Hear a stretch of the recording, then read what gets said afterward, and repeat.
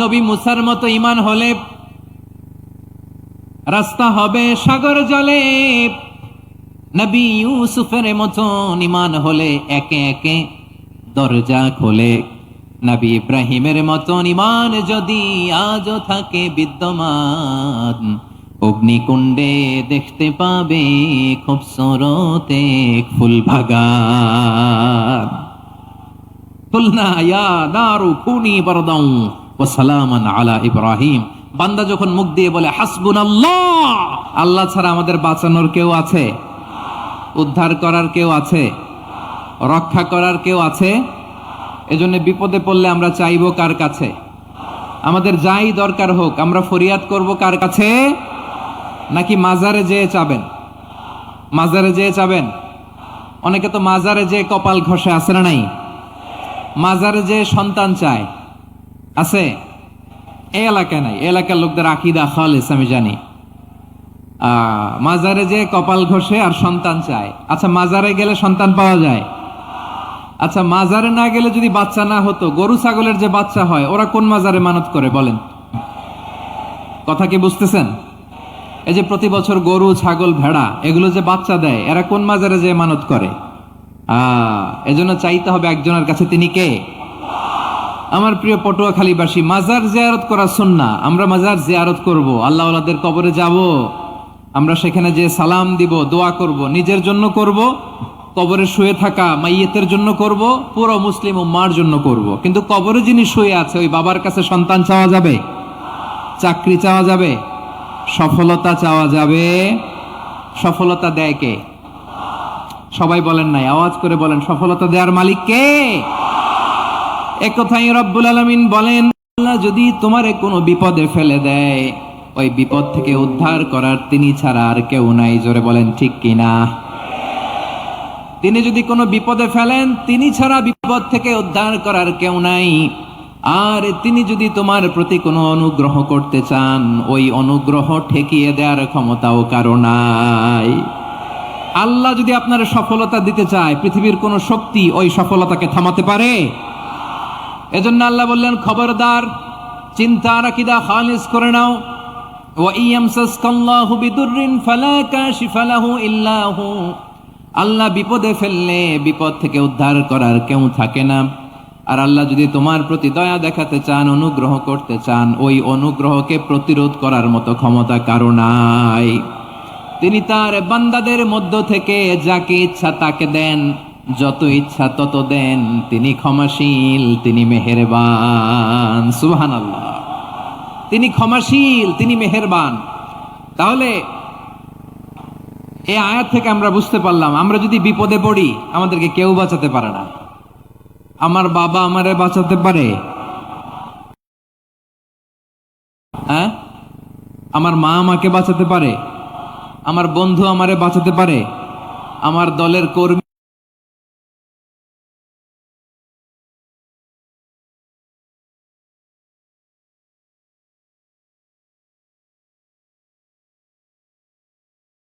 আমাকে বাঁচাতে পারে?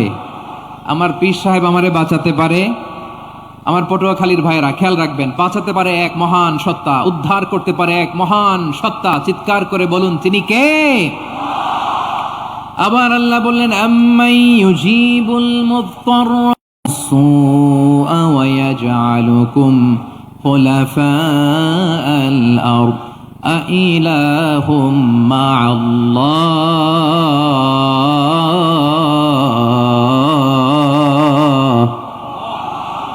ক্বালিলাম মা তাযাক্কারুন। পরে কাতর কণ্ঠে চিন্তাগ্রস্ত হয়ে যখন কেউ ফরিয়াদি হয়ে আল্লাহর ডাকে হাত তোলে, তখন ওই ব্যক্তির ডাকে সাড়া দেয় কে? সবাই বলুন। কাতর কণ্ঠে বিপন্ন অবস্থায় আপনি যখন কেঁদে কেঁদে হাত তুলে আপনার দুঃখের কথা জানান, আপনি যখন ডাকেন তারে, তখন আপনার ডাকে সাড়া দেয় কে? আল্লাহ বলে, আমি সাড়া দেই। তোমাদের বিপদকে মুক্ত করে দেয় কে? ওই আল্লাহর সাথে কোন উপাস্য আছে নাকি? কিন্তু খুব অল্প সংখ্যক লোকই তোমরা উপদেশ গ্রহণ করো। কথাটা কার? তাহলে বিপন্ন মানবতা যখন কাঁদে, মানুষ যখন বিপদে পড়ে নিরুপায় হয়ে ফরিয়াদ করে, তার ডাক শোনার কেউ নাই একজন ছাড়া। চিল্লায় বলেন তো তিনি কে? এজন্য আমরা ফরিয়াদের হাত কার দিকে তুলব? প্রিয় পটুয়াখালী বলেন, ফরিয়াদের দুটো হাত আমরা কার দিকে তুলব? এবং খেয়াল রাখতে হবে, মাথার সাথে সেট করে নিতে হবে, আল্লাহ ছাড়া আমাকে উদ্ধার করার কেউ নাই। এই পৃথিবীতে কেউ আপন না। প্রিয় ভাইরা, বিপদে পড়লে বোঝা যায় কেউ আপন না। আপন শুধু একজন মহান সত্তা, তিনি কে? এটা কি আপনারা খেয়াল রাখতে পারবেন? হ্যাঁ, বিপদে আপদে কেউ আমাদের বাঁচাতে পারে না, তরাতে পারে না, মুক্তি দিতে পারে না, উদ্ধার করতে পারে না, একমাত্র আমার প্রভু ছাড়া, আল্লাহ ছাড়া। চিল্লায় বলেন ঠিক কিনা? এবং প্রিয় পটুয়াখালীর ভাইয়েরা, মাথার সাথে এটা সেট করে নিতে হবে যে আমাদের পুরো জীবনটাই পরীক্ষা। পুরো জীবনটাই কি? The life is a test. পুরো জীবনটাই পরীক্ষা। এই জীবনে বিপদ আসবে, আপদ আসবে, পরীক্ষা আসবে, সবার জীবনে এটা থাকে। এক একজনের পরীক্ষা এক এক রকম। আমার পরীক্ষা একরকম, মাসুদ ভাইয়ের পরীক্ষা একরকম, চৌধুরী সাহেবের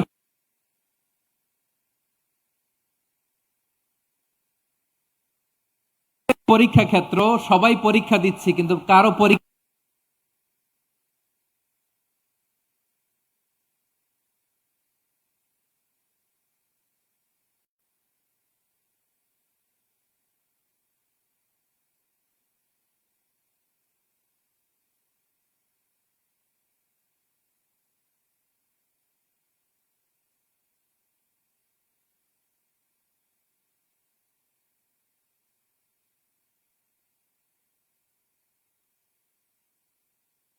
বানিয়ে পরীক্ষা করেন, কাউকে আল্লাহ অসুস্থ বানিয়ে পরীক্ষা করেন। কেউ দেখবেন যে দুরারোগ্য ব্যাধিতে আক্রান্ত, ডাক্তার বলেছে আর সময় নাই, দুরারোগ্য ব্যাধি, ক্যান্সার, যার নেই কোনো অ্যান্সার, তার জন্য পরীক্ষা হচ্ছে এই রোগ।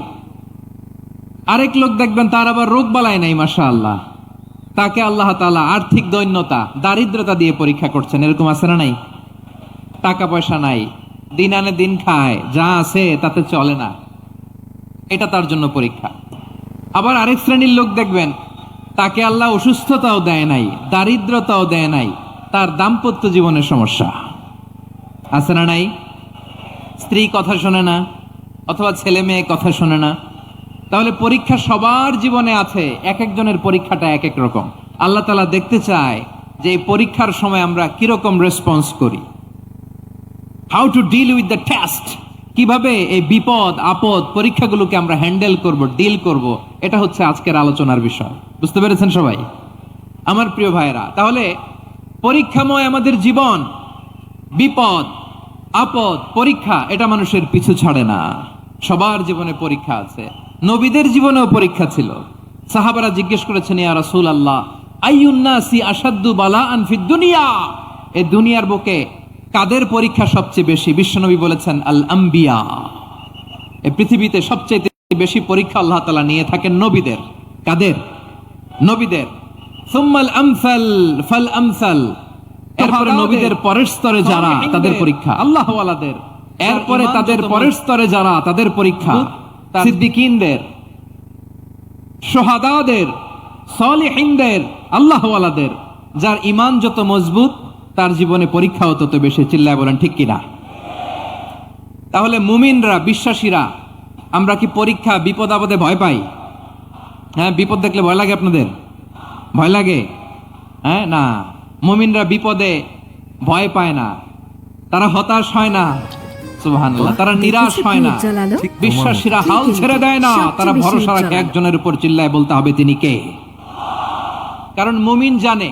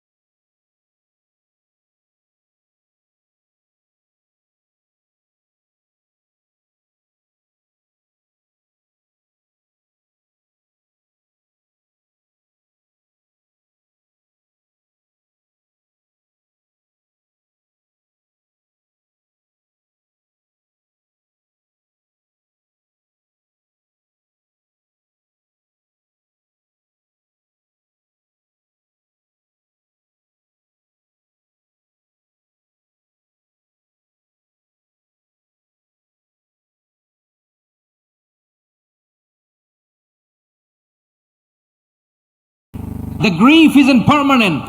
The test isn't permanent. The struggle in our life isn't permanent. আমাদের জীবনের দুঃখ, কষ্ট, স্ট্রাগল এগুলো পার্মানেন্ট নয়। ওরে প্রভাতে হাসে হতাশার কালো মেঘে যাই গো ভেসে, হতাশার কালো মেঘে যাই গো ভেসে।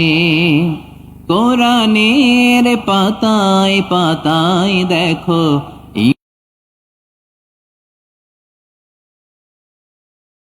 ইমানের পথ ঢাকা ব্যথার কাটায়। কোরআনের পাতায় পাতায় দেখো ইমানের পথ ঢাকা ব্যথার কাটায়। ভেঙে পড়ো না কভু হতাশ হয়ে,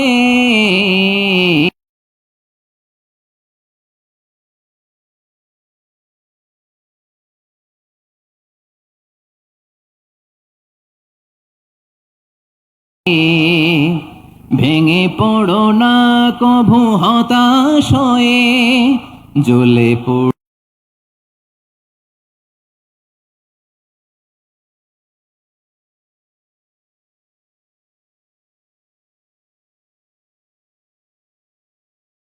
পুড়ে খাঁটি সোনা হও গো শেষে, জ্বলে পুড়ে খাঁটি সোনা হও গো শেষে।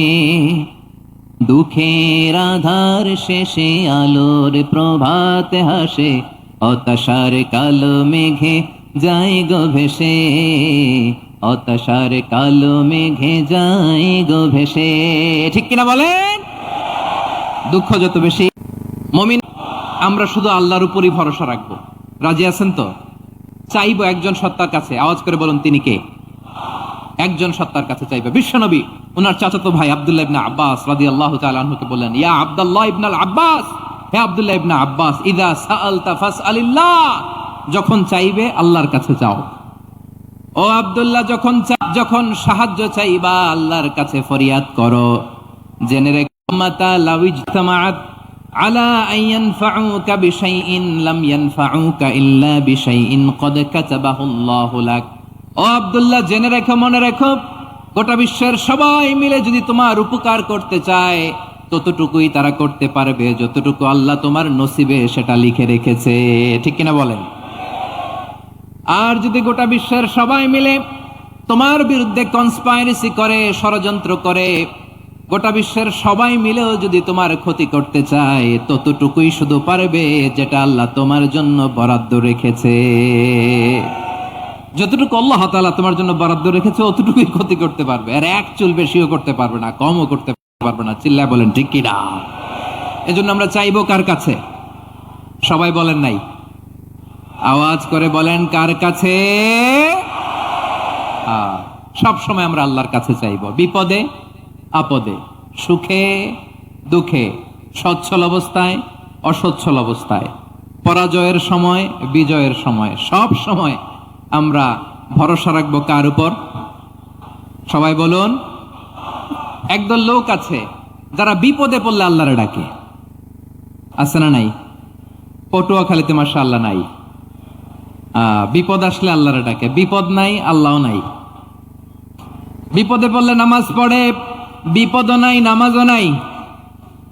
বিপদে পড়লে জিকির করে, বিপদ যখন চলে যায় ওদের জিকিরও বন্ধ হয়ে যায়। এরকম আছে না নাই? কিছু লোক দেখবেন পরীক্ষা আসলে নামাজ পড়ে, আছে আছে। জেনজি আওয়াজ করো, এরকম আছে? এই কমন পড়ে গেছে, কমন পড়ছে। দেখবেন পরীক্ষার সময় নামাজ পড়ে, পরীক্ষাও নাই নামাজও আছে। এরকম কিছু লোক আছে অসুস্থ হলে আল্লাহরে বড্ড ভালোবাসে, আল্লাহরে খুব ডাকে। অসুস্থ হইলে অসুস্থতাও নাই, আল্লাহ স্মরণও নাই। দেখবেন কিছু লোক নির্বাচন আসলে খুব আল্লাহওয়ালা হয়ে যায়, তখন দেখবেন মাথার মধ্যে হেজাব লাগায়, পাঞ্জাবি লাগায়, আল্লাহওয়ালা হয়ে যায়। নির্বাচনও নাই, এরপরে আল্লাহর কথাও নাই। আছে না নাই? না, এরকম হওয়া যাবে না। সব সময় আমরা আল্লাহরে ডাকবো, বিপদে আপদে সব সময় ভরসা রাখবো আমরা একজনের উপর। আওয়াজ করে বলেন তিনি কে? এ কথায় আল্লাহ তাআলা আমাদের চোখে আঙ্গুল দিয়ে জানিয়ে দিলেন, ফাইদা রাকিবু ফিল ফুলকি দা'আবুল্লাহা মুখলিসিনা লাহুদ্দিন ফালাম্মা নাজ্জাহুম ইলাল বাররি ইযা হুম ইউশরিকুন। আল্লাহ বলে, একদল লোক আছে, তারা যখন নৌযানে চড়ে, জলযানে চড়ে, সাগরের মধ্যে যখন জাহাজে চড়ে, লঞ্চে চড়ে, তারা যখন তুফানের সম্মুখীন হয় তখন তারা আল্লাহরে বড্ড বেশি ডাকে, একান্ত ভাবে ডাকে, বিশুদ্ধ চিত্তে ডাকে। আবার তুফান থেকে তাদেরকে সেফ জোনে নিয়ে, নিরাপদ জোনে নিয়ে যখন বন্দরে আমি আল্লাহ তাদেরকে ভিড়িয়ে দেই, ওই লোকগুলো আবার আমি আল্লাহর সাথে শিরিক করে। এরকম আছে না নাই? জাহাজে উঠছে, সাগরের মাঝখানে তুফান, ওই সময় দেখবেন আল্লাহ কারে কয়। এই কথা তো আপনাদেরকে বোঝানো সহজ, আপনারা তো নদীর দেশের মানুষ।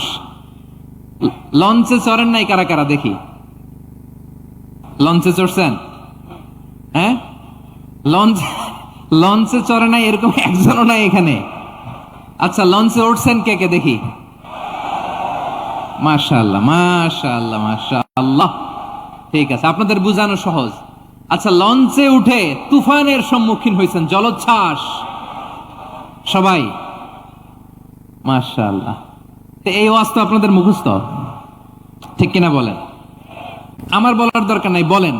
মাঝ নদী, তুফান, জলোচ্ছ্বাস, জলের মধ্যে উচ্ছ্বাস, ঢেউ, টর্নেডো, সাইক্লোন, মেঘের ঘনঘটা, পরিবেশ ঘুটঘুটে অন্ধকার, লঞ্চ একবার এদিকে আরেকবার ওইদিকে, ভিতরে কি অবস্থা হয় বলেন তো? হ্যাঁ,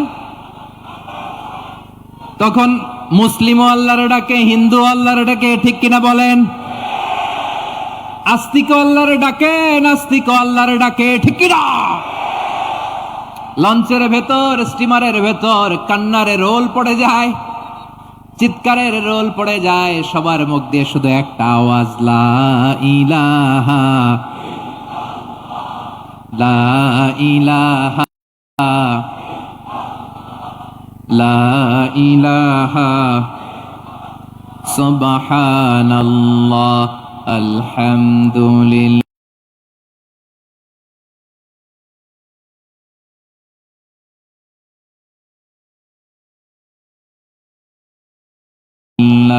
লা ইলাহা, আল্লাহ নামের জিকির করবে যারা,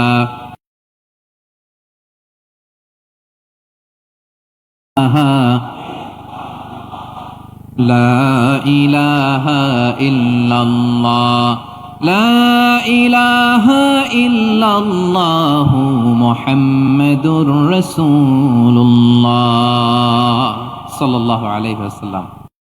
আমার প্রিয় পটুয়াখালীবাসী, তাহলে লঞ্চের ভেতরে যখন আমরা তুফানের মধ্যে পড়ি, তখন সবাই মিলে আমরা একটা নামের জিকির করি। নামটা কার?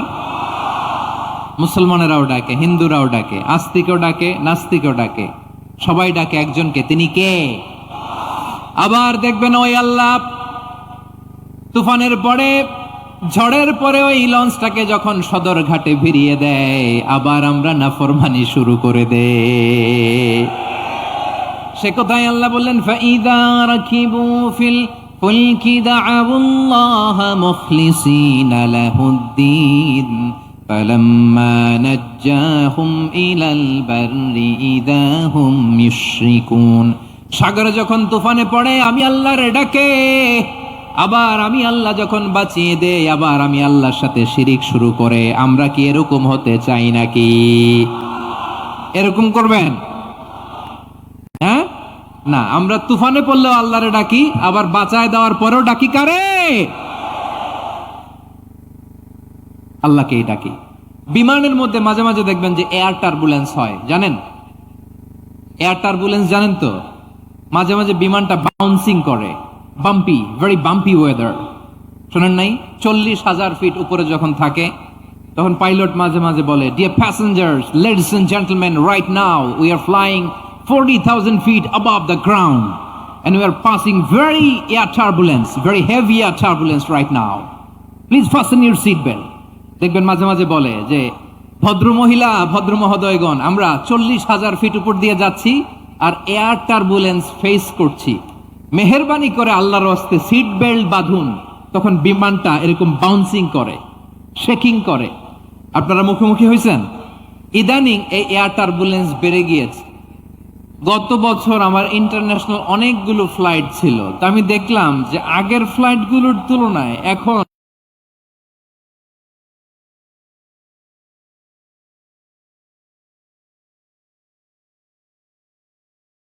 এয়ার টার্বুলেন্স খুব বেশি।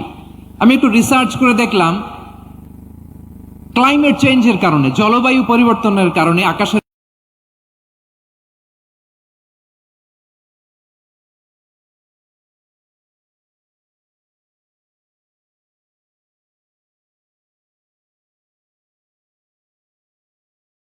বাতাসের মুভমেন্টে পরিবর্তন হয়েছে, ফলে এখন বিমান শেকিং করে বেশি, বাউন্সিং।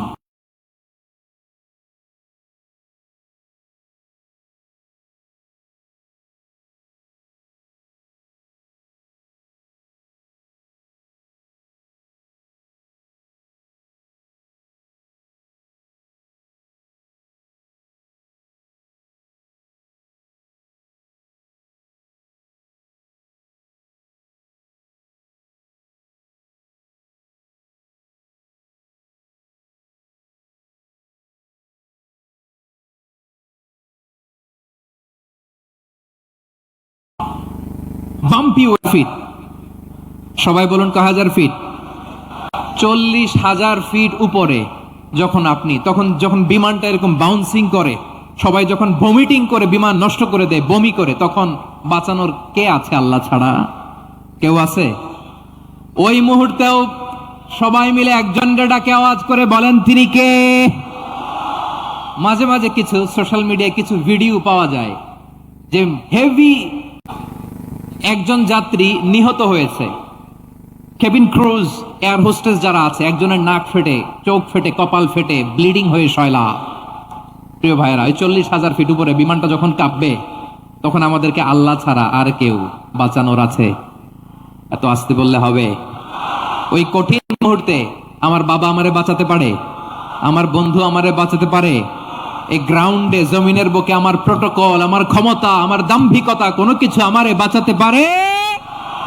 একজন ছাড়া। চিল্লায় বলতে হবে তিনি কে? 1000 ফিট উপরে যখন তোমরা এয়ার টার্বুলেন্সের শিকার হও, তখন নাস্তিকগণ শান্ত হয়ে যায়। একটু পরেই বিমানের স্ক্রিনের মধ্যে হিন্দি সিনেমা খোঁজে। বিমানের স্ক্রিনে কিন্তু বিশাল ওখানে আফলাম ফিল্মের একেবারে বোঝাই করা। বিমানটা শান্ত হলে আবার হিন্দি সিনেমা দেখা শুরু করে। একটু আগে ডাকছিল কারে কারে? দেখবেন বাংলাদেশে আমাদের ক্রিকেটাররা যখন অন্য কোনো দেশের সাথে খেলে, অনেক সময় এমন হয় বল বাকি একটা, রান দরকার 6টা। বল বাকি কয়টা? পটুয়াখালী বুঝে নাই বোধহয়। বল বাকি কয়টা, রান দরকার। আপনি দেখবেন ক্যামেরাম্যান তখন গ্যালারিতে খালি দেখায় দর্শকদের যে কি অস্থিরতা। হিপ হপ স্টাইলের মেয়েটা, যে মেয়েটার ওড়না এতক্ষণ ছিল গলায়, এতক্ষণ কই ছিল, ওই মেয়েটা দেখবেন ওড়নাটা টেনে মাথায় দিয়ে এরকম মুনাজাত ধরতেছে, আল্লাহ আল্লাহ, একটা ছক্কা, আল্লাহ আল্লাহ, আমার লাল সবুজের পতাকারে তুমি অপমানিত কইরো না আল্লাহ, ইন্ডিয়ার সাথে আমাদের খেলা, আল্লাহ আল্লাহ, একটা ছক্কা, একটা একটা। পুরো পুরো খেলা জুড়ে এই মেয়ের ওড়না ছিল গলায়, কিন্তু যখন 1 বলে 6 রান দরকার, ওড়না চলে আসছে কোথায়? মাথায়। আবার মুনাজাত আছে না নেই?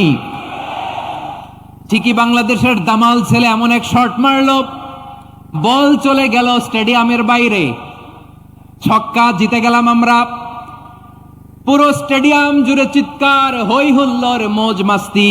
যেই মেয়েটা মাথার মধ্যে ওড়না দিয়ে এতক্ষণ সুবহানাল্লাহ সুবহানাল্লাহ বলে আল্লাহর কাছে দোয়া করেছে, ওই মেয়ে এখন আবার ওড়না ফেলে দিয়ে নাচা শুরু করে দিয়েছে। তাহলে আল্লাহর ভয়, আল্লাহর প্রতি আস্থা, বিশ্বাস, ভালোবাসা, এটা কি ক্ষণিকের জন্য?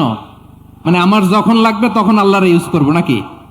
হ্যাঁ, বিপদে আপদে, সুখের সময় দুঃখের সময়, সচ্ছল অসচ্ছল অবস্থায় বিশ্বাসীরা ভরসা রাখে একজনের উপর। চিৎকার করে বলো পটুয়াখালী তিনি কে?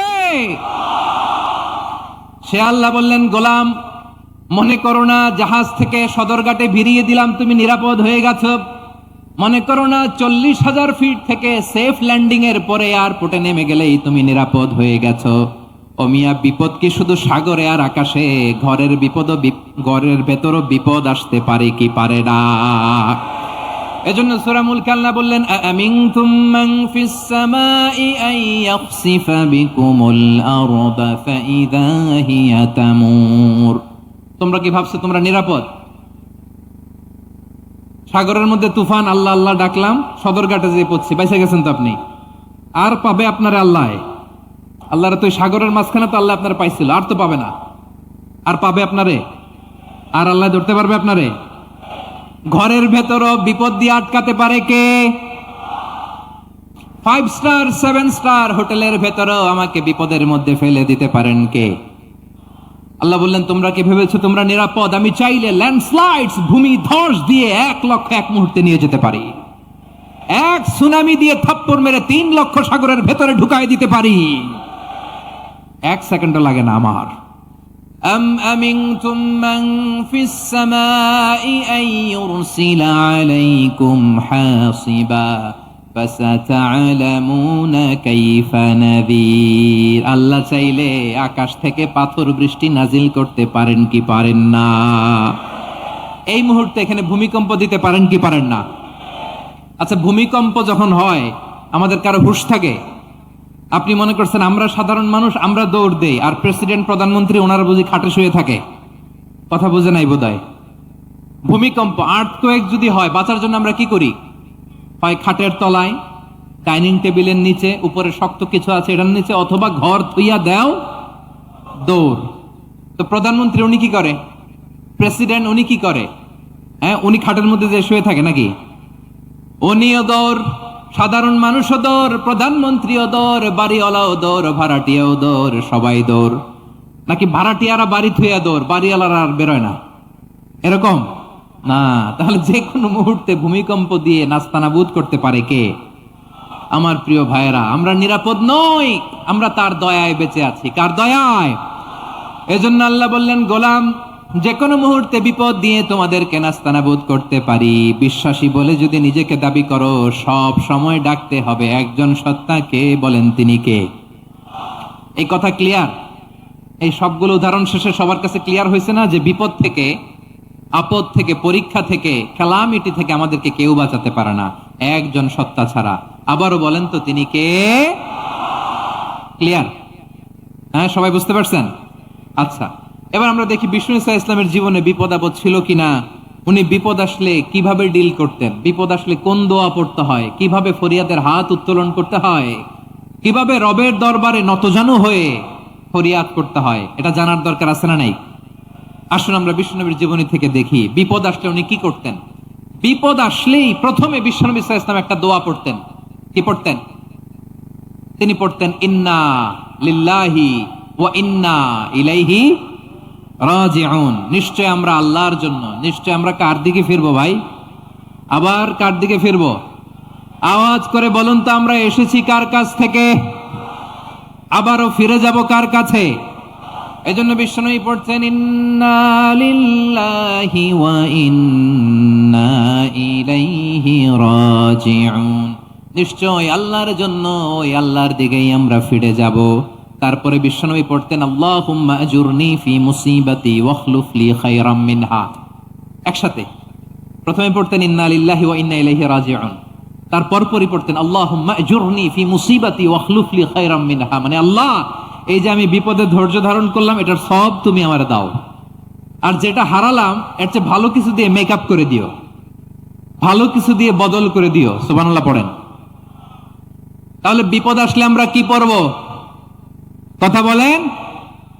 এই যে আমি শুয়েছিলাম, নাশিদ গাচ্ছিল ওরা, এদেশে পরস্পরে দেখা হলে দেয় সালাম, এদেশে আমজনতার হৃদয় জুড়ে পাকালাম, এদেশে বিপদ এলে সর্বজনে সর্বক্ষণে দোয়া পড়ে ইন্না লিল্লাহ। কি পড়ে? সুবহানাল্লাহ সুবহানাল্লাহ সুবহানাল্লাহ সুবহানাল্লাহ। কথা বুঝলে সবাই উত্তর দিতে হবে। বিপদ এলে কি পড়ি? তাহলে বিপদ এলেই আমরা এখন থেকে ইন্নালিল্লাহ পড়বো, নাকি হাই হুতাশ করবেন? একদল আছে হাই হুতাশ করে, হায় আল্লাহ রে মোর কি হইল রে, মুই কি হরমু রে, মুই কমবে জামু রে, আছে না নাই? এরকম বিলাপ করতে নিষেধ করেছেন বিশ্বনবী। কি করব, কই যাব, কি হবে, হায় হায়, এরকম হাহুতাশ আছে না নাই? বিশ্বাসীরা হাহুতাশ করে না, তারা ইন্নালিল্লাহ পড়ে। কি পড়ে মনে থাকবে? আমরা পড়বো ইন্না লিল্লাহি ওয়া ইন্না ইলাইহি রাজিউন। নিশ্চয়ই আমরা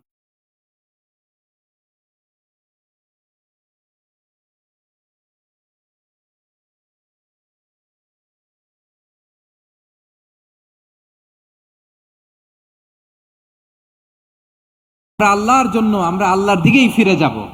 এরপর পড়বো আল্লাহুম্মা আজুরনি ফি মুসিবাতি ওয়াখলুফ লি খায়রাম মিনহা। আল্লাহ, আমি যে বিপদে ধৈর্য ধারণ করলাম এটার সওয়াব দিও, আর যা হারালাম তার চেয়ে ভালো কিছু দিয়ে বদল করে দিও। সুবহানাল্লাহ পড়েন। বিশ্বনবীর হাদিস শুনলেন উম্মে সালামা রাদিয়াল্লাহু তাআলা আনহা। ওনার স্বামী হলো আবু সালামা। মজার ঘটনা খেয়াল করে শুনেন। তাআলা আনহা, ওনার স্বামীর নাম আবু সালামা। শ্রেষ্ঠ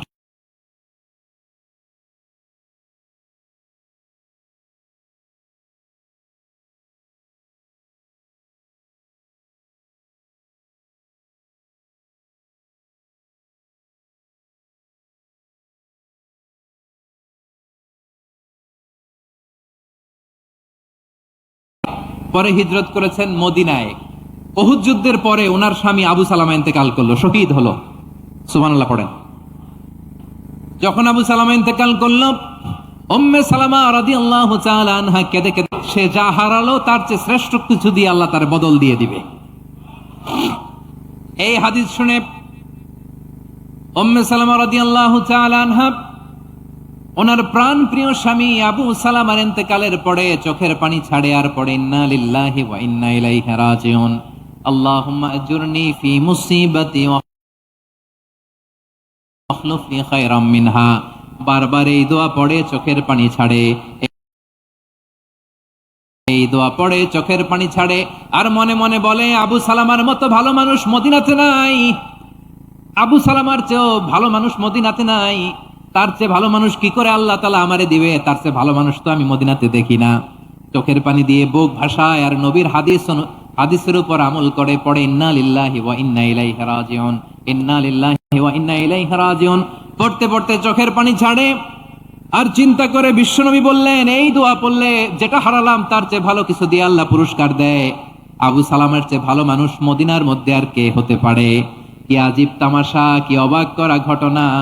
কিছুদিন পরে দেখা গেল সাইয়্যিদুল মুরসালিন রাহমাতাল লিল আলামিন স্বয়ং বিশ্ব নবী উম্মে সালামাকে বিয়ের প্রস্তাব পাঠিয়েছে। স্বয়ং বিশ্ব নবী উম্মে সালামা রাদিয়াল্লাহু তাআলা আনহাকে বিয়ের প্রস্তাব পাঠিয়েছেন। উনি রাজি হয়ে গেলেন, বিয়ে হয়ে গেল, উনি হয়ে গেলেন উম্মুল মুমিনিন, আমাদের মা, পুরো মুসলিম উম্মার মা। চিৎকার করে বলেন আল্লাহু আকবার। তাহলে আমার প্রাণ প্রিয় ভাইয়েরা, বিপদে পড়লে আমরা পড়বো ইন্না লিল্লাহি ওয়া ইন্না ইলাইহি রাজিউন। আল্লাহুম্মা আজুরনি ফি মুসিবাতি ওয়াখলুফ লি খায়রাম মিনহা। পড়বেন? পড়বেন না? যারা যারা বিপদ আসলেই এই দোয়াটা পড়বেন এখন থেকে আওয়াজ করে ইনশাআল্লাহ বলেন। যা হারাইছেন তার চেয়ে শ্রেষ্ঠ জিনিস দিয়ে বদলা দিবে কে? বিশ্বাস হয়? একটু সন্দেহ লাগে মনে হয়, একটু সন্দেহ আছে? যাদের বিশ্বাস হবে তাদের কি আল্লাহ উত্তম বদলা দিবে, ঠিক কিনা বলেন? তাহলে বিপদে পড়লেই প্রথমে আমরা এটা পড়ব।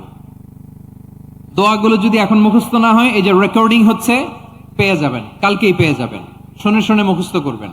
আমার মায়েরা, আমার বোনেরা, আপনাদের জন্য 3টি মাঠের অ্যারেঞ্জমেন্ট করা হয়েছে, আমি জানি। আপনারা এই দোয়াগুলো পড়বেন, আপনার স্বামীকে শেখাবেন, সন্তানকে শেখাবেন, আপনার পুরো পরিবারটাকে জান্নাতের টুকরো বানিয়ে দিবে কে? তাহলে বিপদ আসলে প্রথমে কি পড়তে হবে এটা জেনে গেলাম। এরপরে বিপদ আসলে নিজেকে কি করে আল্লাহর কাছে সঁপে দিতে হয় এটাও জানার দরকার আছে না নাই?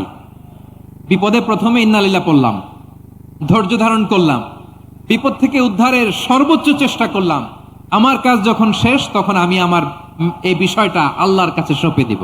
কার কাছে সোপর্দ করব? কার কাছে? বিপদে পড়লে কেমন করে নিজেকে আল্লাহর কাছে সঁপে দিতে হয় আসুন সাইয়েদনা ইব্রাহিম আলাইহিস সালামের জীবনী থেকে জানি। আল্লাহর খলিল ইব্রাহিম আলাইহিস সালাম আমাদের মতো সমাজ ব্যবস্থা পায় নাই। আমরা জন্মের পরে আমাদের কানের ভেতরে আজান দিয়েছে কে? একামত দিয়েছে কে? আমাদের বাপদাদারা আমাদের কানে আজান দিয়েছে কি দেয় নাই? আমাদের জন্মের পরেই তো আজান, একামত, বাড়ির পাশে মসজিদ, প্রতিদিন আজান, জুমার খুতবা, প্রতি মাসে মাসে তাফসিরুল কোরআন মাহফিল, মসজিদ, মিনারা, অভাব নাই, ঠিক কিনা বলেন? আপনি যেই সুন্দর ইসলামিক এনভায়রনমেন্ট পেয়েছেন, আমাদের ইব্রাহিম খলিল উনিও কি এরকম পেয়েছিলেন? হ্যাঁ, উনি জন্মের পর পরে ওনার কানে আজান দিছে কেউ? আমার প্রিয় ভাইরা, আগা গোড়া একটা শিরকি পরিবেশ উনি জন্মগ্রহণ করেছেন। উনি ছাড়া ওই তল্লাটে একজনও আল্লাহর উপর বিশ্বাসী নাই। কল্পনা করতে পারেন? গোটা তল্লাটে, গোটা দেশে বিশ্বাসী মুমিন, আল্লাহর উপর বিশ্বাস স্থাপনকারী কয়জন? সবাই বলেন কয়জন? বাকি সব মুশরিক।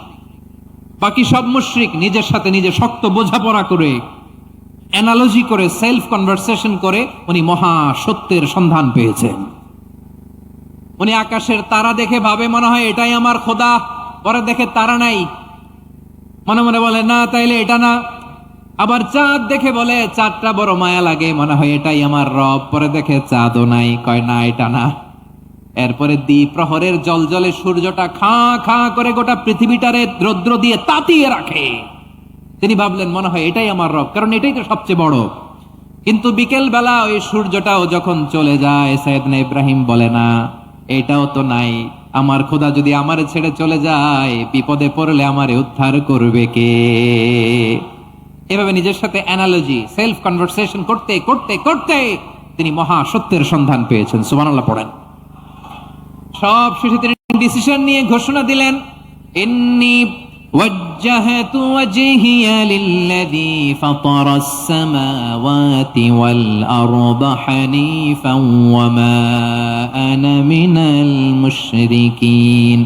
নিশ্চয় আমি এমন সত্তার দিকে মনোনিবেশ করলাম, মুখাপেক্ষী হলাম, যিনি আকাশ বানিয়েছেন, জমিন বানিয়েছেন, আমি মুশরিক নই। সুবহানাল্লাহ। পারতেন? আপনি পারতেন? কেউ নাই, লক্ষ লক্ষ মুশরিক, আপনি একা। ওনার মতো এরকম বিচক্ষণতা দিয়ে আল্লাহরে খুঁজে পাইতে পারতেন আপনি? কি নবী ছিল, আল্লাহকে খুঁজে পেয়েছে। যখন আল্লাহর ইবাদত শুরু করলো, এই কথা ছড়ায় পড়লো চারদিকে। নমরুদ সাইয়েদনা ইব্রাহিমকে ডেকে পাঠালেন। নমরুদ বলে, ইব্রাহিম তুমি নাকি মূর্তির পূজা না করে কোন নতুন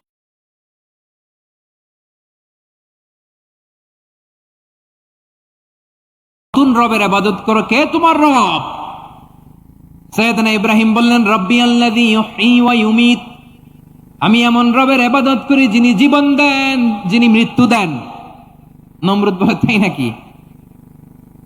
তোমার রব জীবন দেয়, মৃত্যু দেয়, আর এটা তো আমি দেই, আমিও মৃত্যু দাও, একটু দেখাও তো।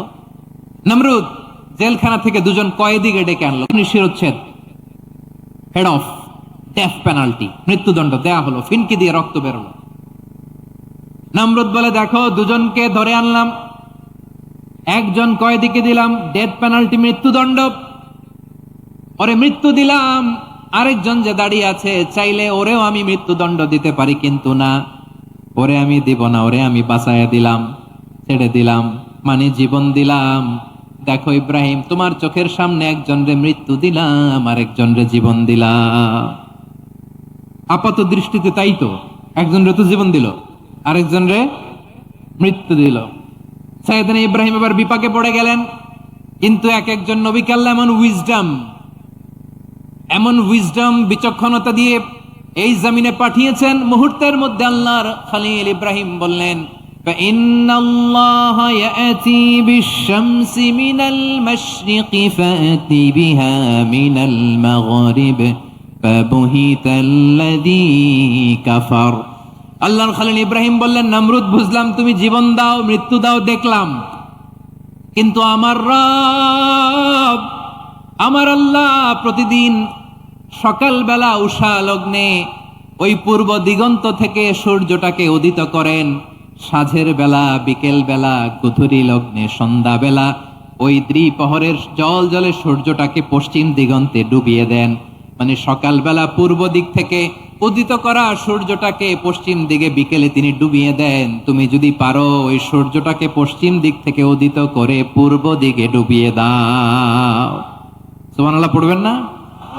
দেখেন, ইনস্ট্যান্ট ইন্টেলেক্ট, মুহূর্তে বিচক্ষণতা, উইজডম কাকে বলে? নমরুদ পারবে? নমরুদের বাপ পারবে? ওর দাদা, ওর 14 গোষ্ঠী, গোটা বিশ্বের সব ক্ষমতাধর রাষ্ট্রনায়করা একসাথে হলে পারবে? বা বুহিতাল্লাযী কাফার পারে নাই, ব্যর্থ হয়েছে। এবার তেলে বেগুনে জ্বলে উঠেছে, রেগে মেগে আগুন বলে ফালকুহু ফিল জাহিম। ওর সাথে তর্ক নাই, না পেরে এবার এটারে আগুনে ফেলা। বিশাল বিশাল গাছ কেটে লাকড়ি এনে আগুনের কুণ্ডলি বানানো হলো, দাউ দাউ দাউ দাউ করে আগুন জ্বলে। আল্লাহর খলিল ইব্রাহিমকে আগুনে নিক্ষেপ করা হবে। আল্লাহর খলিল সাইয়েদনা ইব্রাহিমের হাতের মধ্যে রশি দিয়ে টাইট করে বাঁধা হলো, পায়ের মধ্যেও টাইট করে রশি দিয়ে বাঁধা হলো। আল্লাহর খলিল ইব্রাহিমকে আগুনের কুণ্ডলির মধ্যে ফেলা হবে। অমিয়া, আপনি যে বিপদের কারণে ভয় পান, হতাশ হন, এটা কোনো বিপদ ওনার বিপদের সামনে? পটুয়াখালী আওয়াজ করে বলুন, সাইয়েদনা খলিল ইব্রাহিমের বিপদের সামনে আমাদের বিপদগুলো কোনো বিপদ? এটা কোনো বিপদই না, এটা কোনো বিপদই না। হাত পা বেঁধে টাইট করে নিক্ষেপ করা হবে, সিম্পলি ফেলা যাবে না, কারণ দাউ দাউ করে দ্য ব্লেজিং ফায়ার, এমন আগুনের কুণ্ডলি কাছে যাওয়া যায় না, আগুনের উত্তাপে নিক্ষেপ করা হবে। হাতে রশি বেঁধে, পায়ে রশি বেঁধে আল্লাহর খলিল ইব্রাহিম আলাইহিস সালামকে আগুনের মধ্যে নিক্ষেপ করা হবে। আহা, এটার বলে অগ্নি পরীক্ষা। উনি অগ্নি পরীক্ষার সম্মুখীন হয়েছিলেন। এজন্য কঠিন পরীক্ষাকে আমরা অগ্নি পরীক্ষার সাথে তুলনা করি, ঠিক কিনা? সাইয়েদনা জিবরাইল এসে বললেন, ও আল্লাহর খলিল, ওরা তো আপনার হাতও বেঁধে ফেললো, পাও বেঁধে ফেললো, নড়াচড়ার সুযোগ নাই, বলেন আমি জিবরিল ফেরেশতা আপনার জন্য কি করতে পারি? আল্লাহর খলিল ইব্রাহিম বলেন, ও জিবরাইল, তোমার কাছে আমার কোনো চাওয়া পাওয়া নাই। সুবহানাল্লাহ বলেন। তোমার কাছে বলার কিছু নাই, তোমার সাহায্যের আমার দরকার নাই। সাইয়েদনা ইব্রাহিম আলাইহিস সালামকে হাতে পায়ে রশি বেঁধে, হাত পা বাঁধা অবস্থায় জ্বলন্ত অগ্নিকুণ্ডে যখন নমরুদের দলবল নিক্ষেপ করবে, আল্লাহর খলিল কিভাবে নিজেকে আল্লাহর কাছে সঁপে দিয়েছেন, পটুয়াখালীর ভাইরা খেয়াল করে শুনুন। হাত পা বেঁধে আল্লাহর খলিলকে যখন নিক্ষেপ করা হবে, তিনি মুখ ফুটে বলে ফেললেন, হাসবুনাল্লাহু ওয়া নি'মাল ওয়াকিল।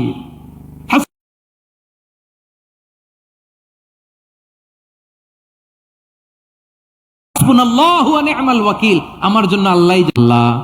ও আমার পটুয়াখালীর প্রাণের ভাইয়েরা, খেয়াল রাখবেন, কোন বান্দা তার হাতে থাকা সব চেষ্টাটুকুন করার পরে মুখ ফসকে মুখ দিয়ে যখন বলে ফেলে হাসবুনাল্লাহ, বান্দা যখন হাসবুনাল্লাহ বলে ফেলে, ওই ব্যাপারটা ডিল করার দায়িত্ব স্বয়ং আল্লাহ আরশের উপর থেকে নিয়ে নেয়। আপনি যখন বলে ফেলবেন হাসবুনাল্লাহ, এটা ডিলিং করবে কে তখন? চিল্লায় বলেন না, তিনি কে? বান্দা তার সাধ্যের সবটুকু চেষ্টার পরে নতজানু হয়ে যখন বলবে হাসবুনাল্লাহ, আল্লাহ তুমি আমার জন্য যথেষ্ট, নি'মাল ওয়াকিল, তুমি আমার শ্রেষ্ঠ অভিভাবক,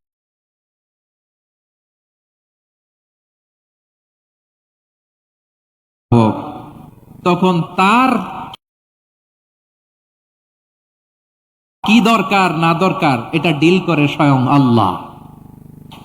নিক্ষেপ করা হলো সাইয়েদনা ইব্রাহিমকে অগ্নিকুণ্ডলিতে। হাজার হাজার মানুষ এই দৃশ্য দেখার জন্য জড়ো হয়েছে এরকম বিশাল ময়দানে।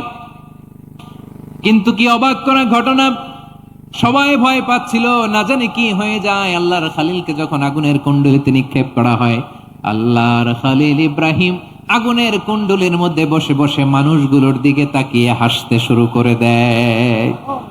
কারণ আকাশ থেকে রব্বুল আলামিন স্পেশাল ভার্ডিক্ট নাজিল করেছেন, স্পেশাল হুকুম জারি করেছেন, কুল্লা ইয়া নারু কুনি বারদাও ওয়া সালামান আলা ইব্রাহিম। ও আগুন, খবরদার, সৃষ্টির শুরু থেকে তোকে একটা ধর্ম আমি বাতলে দিয়েছিলাম। তোর ধর্ম, আগুনের ধর্ম হলো যা পাবে জ্বালিয়ে সারখার করবে। আল্লাহ বলল, আগুন তোর ধর্ম দিয়েছিলাম, তুই সব জ্বালিয়ে পুড়িয়ে ছারখার করে দিবি, কিন্তু ক্ষণিকের জন্য আমি তোর জ্বালিয়ে দেওয়ার ক্ষমতাটাকে কেড়ে নিলাম, জ্বালিয়ে ভস্ম করে দেওয়ার ক্ষমতা আমি কেড়ে নিলাম। কুনি বারদান, ঠান্ডা হয়ে যা, কিন্তু এত বেশি ঠান্ডা হবি না আবার আমার ইব্রাহিমের জন্য সর্দি লেগে না যায়। সুবহানাল্লাহ, এত আসতে বললে হবে? কুনি বারদান, বারদ মানে বরফ, ঠান্ডা, ঠান্ডা হ, কিন্তু এত ঠান্ডা হবি না যাতে আমার ইব্রাহিমের কষ্ট হয়। আগুন বলে, আল্লাহ একবার বললা ঠান্ডা হ, আবার বলো এত ঠান্ডা হবি না যাতে খালিলের সর্দি না লাগে। কেমন ঠান্ডা হব, কেমন এনভায়রনমেন্ট তৈরি করে দেব বলো? আল্লাহ বললেন, সালামান আলা ইব্রাহিম, আমার খলিল, আমার কলিজা, আমার ইব্রাহিমের জন্য তুই জান্নাতের গুল বাগিচা হয়ে যা। ও ভাই, নবী মুসার মতো ঈমান হলে রাস্তা হবে সাগর জলে, নবী ইউসুফের মতন ঈমান হলে একে একে দরজা খোলে, নবী ইব্রাহিমের মতন ঈমান যদি আজও থাকে বিদ্যমান, অগ্নিকুণ্ডে দেখতে পাবে খুবসুরত এক ফুল বাগান। কুলনা ইয়া নারু কুনি বারদান ওয়া সালামান আলা ইব্রাহিম। বান্দা যখন মুখ দিয়ে বলে হাসবুনাল্লাহ, আমার আল্লাহ আমার জন্য যথেষ্ট, এই বলে যখন নিজেকে সঁপে দেয়, তার কি লাগবে ওই দায়িত্ব স্বয়ং নিয়ে নেয় কে? সবাই বলেন, স্বয়ং নিয়ে নেয় কে? তাহলে আমার প্রিয় ভাইরা, বিপদের শুরুতেই আমরা বলবো ইন্না লিল্লাহ। শুরুতে কি বলবো? এরপরে যেই বাক্যটা পড়ে নিজের পরিস্থিতিকে আল্লাহর দরবারে সঁপে দিব, সেটা হচ্ছে হাসবুনাল্লাহ। সেটা কি? বিষ্ণু বলেন, লা ইয়াজালু লিসানুকা রাতাবান মিন যিকরিল্লাহ, সব সময় আল্লাহর স্মরণ দিয়ে, জিকির দিয়ে জিহ্বাটারে সিক্ত রাখো। আর শয়তানু জাসিমুন আলা কলবি ইবনে আদম, শয়তান বনি আদমের কলবে খামচি মেরে বসে থাকে। ফাইদা যাকারাল্লাহ খানাসা, মানুষ যখন আল্লাহ স্মরণ করে, জিকির করে, শয়তান দৌড়ে পালায়। ওয়া ইদা গাফালা ওয়াসওয়াসা, যখনই বনি আদম গাফেল হয় তখনই শয়তান তার হৃদয়ে ওয়াসওয়াসা দেয়। এজন্য বিপদে পড়লে ইন্না লিল্লাহ, নিজের সবটুকুন করার পরে, নিজের রোল প্লে করার পরে নিজেকে আমরা কি বলে সঁপে দিব? সবাই বলেন, সবাই বলতে হবে, আরো জোরে বলেন, মনে থাকবে? বিপদে পড়লে প্রথমে ইন্না লিল্লাহ, এরপরে নিজেকে যখন সঁপে দিব তখন হাসবুনাল্লাহ।